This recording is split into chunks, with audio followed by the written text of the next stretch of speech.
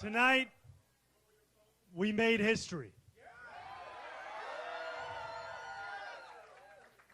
In the words of Nelson Mandela, it always seems impossible until it is done.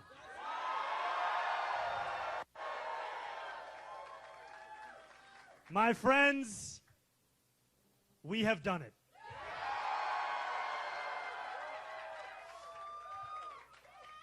I will be your Democratic nominee for the mayor of New York City.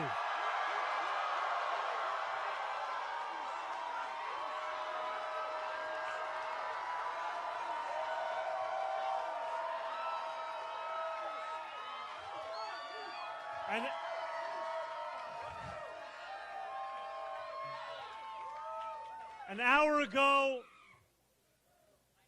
I spoke with Andrew Cuomo about the need to bring this city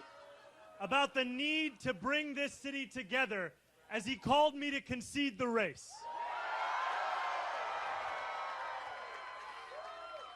And I want to thank Brad Lander,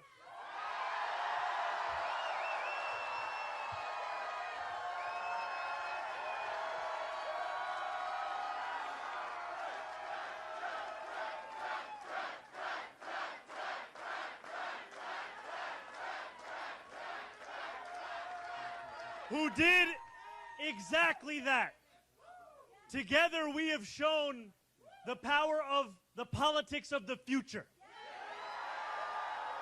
One of partnership and of sincerity.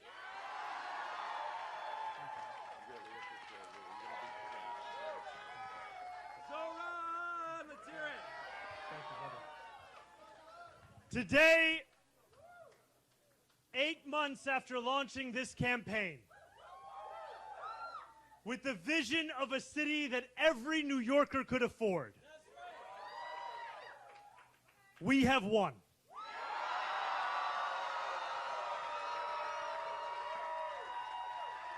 We have won from Harlem to Bay Ridge. We have won from Jackson Heights to Port Richmond. We have won from Maspeth to Chinatown. We have won because New Yorkers have stood up for a city they can afford. A city where they can do more than just struggle. One where those who toil in the night can enjoy the fruits of their labor in the day. Where hard work is repaid with a stable life. Where 8 hours on the factory floor or behind the wheel of a cab is enough to pay the mortgage. It is enough to keep the lights on. It is enough to send your kid to school. Where rent-stabilized apartments are actually stabilized. Where buses are fast and free. Where childcare doesn't cost more than CUNY. And where public safety keeps us truly safe. And it's where the mayor will use their power to reject Donald Trump's fascism. To stop mass ICE agents from deporting our neighbors. And to govern our city as a model for the Democratic Party. A party where we fight for working people with no apology. A life of dignity should not be reserved for a fortunate few. It should be one that city government guarantees for each and every New Yorker. If this campaign has demonstrated anything to the world, it is that our dreams can become reality. Dreaming demands hope. And when I think of hope, I think of the unprecedented coalition of New Yorkers that we have built. For this, This is not my victory. This is ours. It is the victory of the Bangladeshi auntie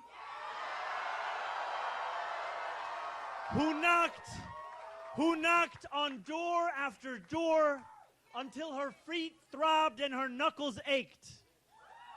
It is the victory of the 18-year-old who voted in their first ever election.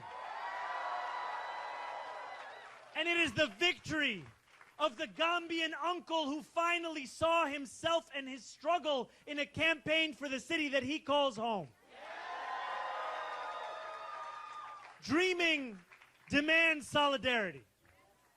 And when I look out at this room and out onto the midnight skyline, that is what I see.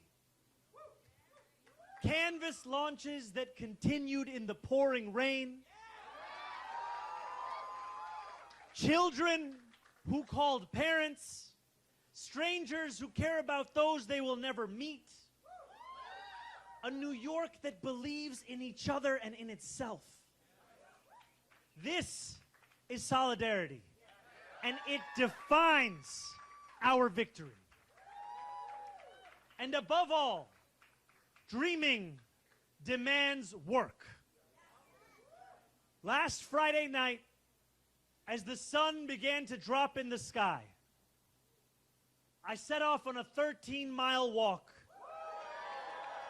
from the northernmost tip of Manhattan to the base of the island.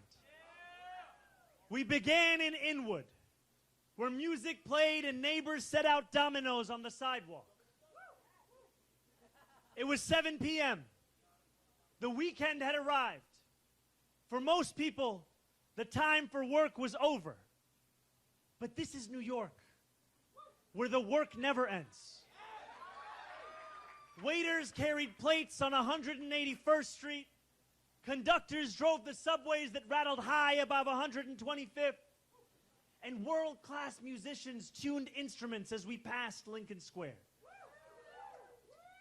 By the time we made it downtown, a crowd marched behind us, a living embodiment of the energy and purpose that defines this campaign. Still, long past midnight, New York worked. Garbage trucks weaved through empty streets. Fishmongers carried in tomorrow's wares. And when we finally arrived at the Battery at 2:20 a.m. in the morning, the workers who run the Staten Island Ferry were on the job too. Just as they are every hour of the day, every day of the week. Each of these New Yorkers carried a dream with them that night as they labored. Just as each of us dreams of a New York that is more hopeful and affordable for all. And we have worked hard for our dream. This has been a historically contentious race. One that has filled our airwaves with millions in smears and slander. I hope now that this primary has come to an end. I can introduce myself once more.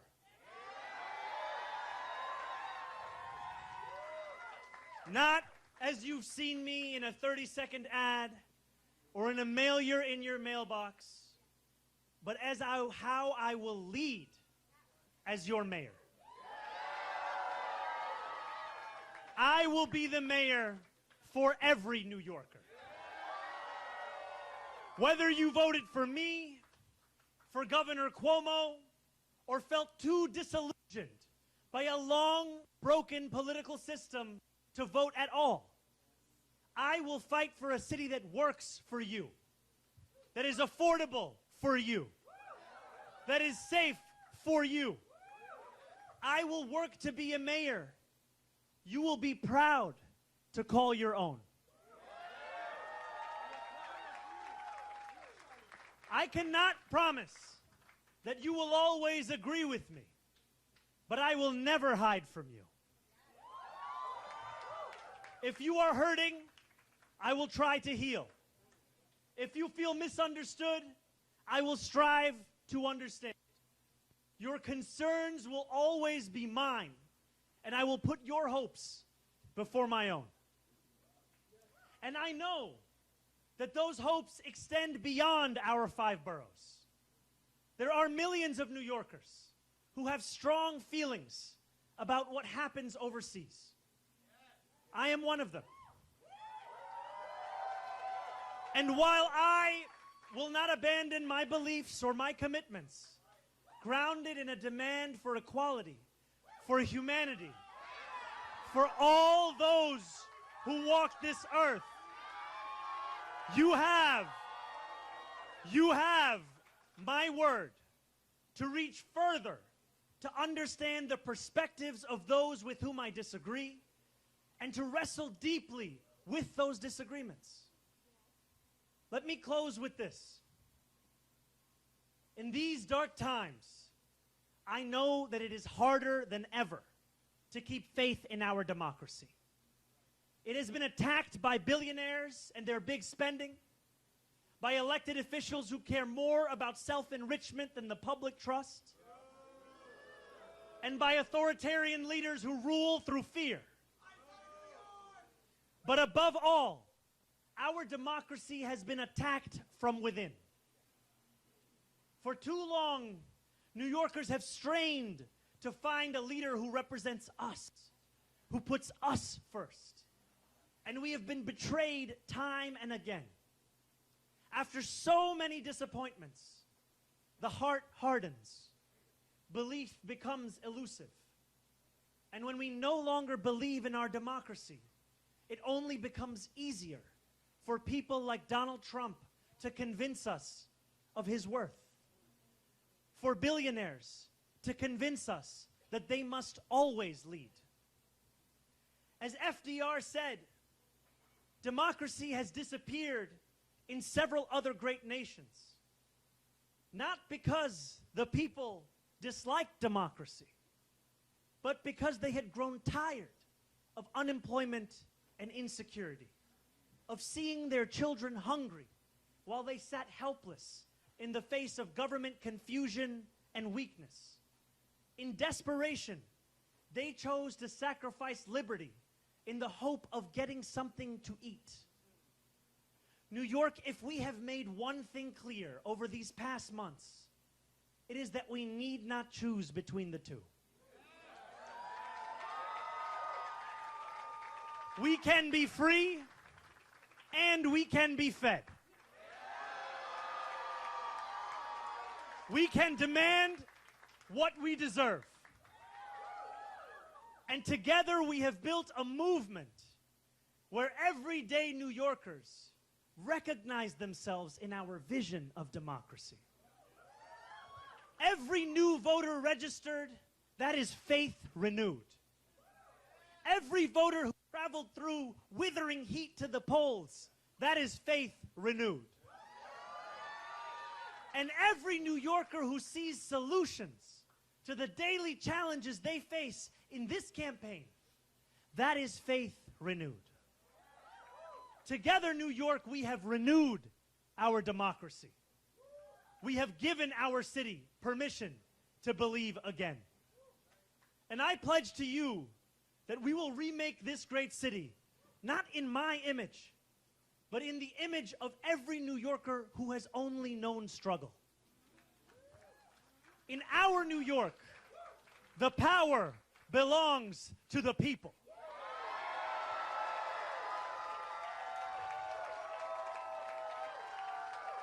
And as I thank the people that are here with me today, and as I thank the incredible leaders who have long fought for those people, who are here across this crowd and across these 5 boroughs and standing next to me in the Attorney General of this state,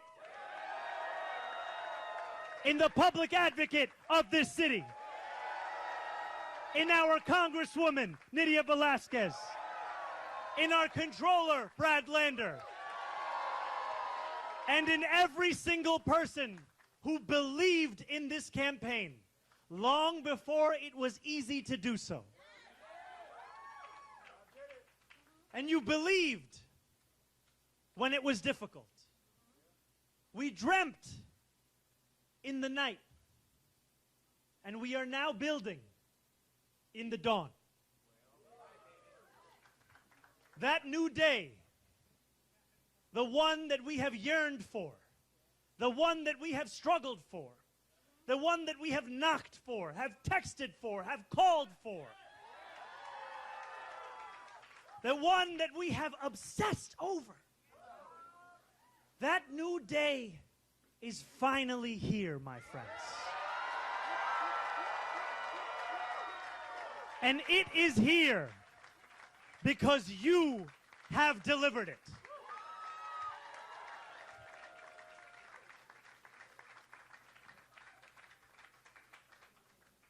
Thank you.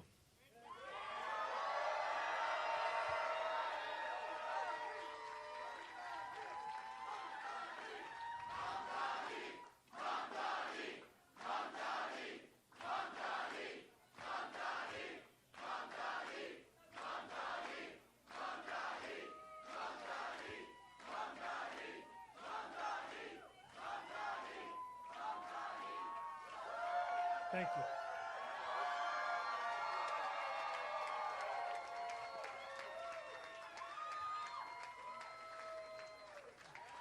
Thank you.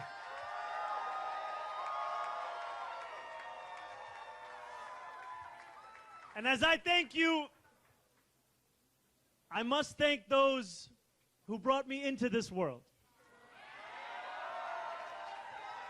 I must thank my mother and my father.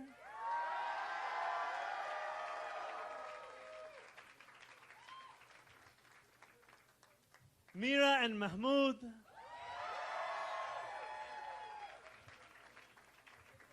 And I must thank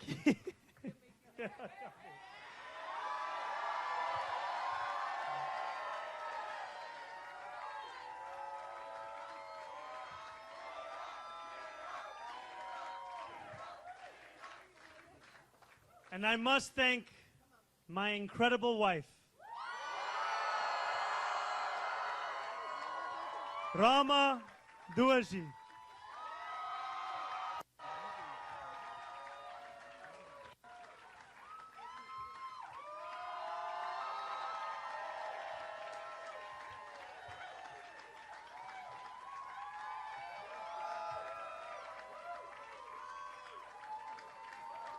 Thank you. Thank you so much.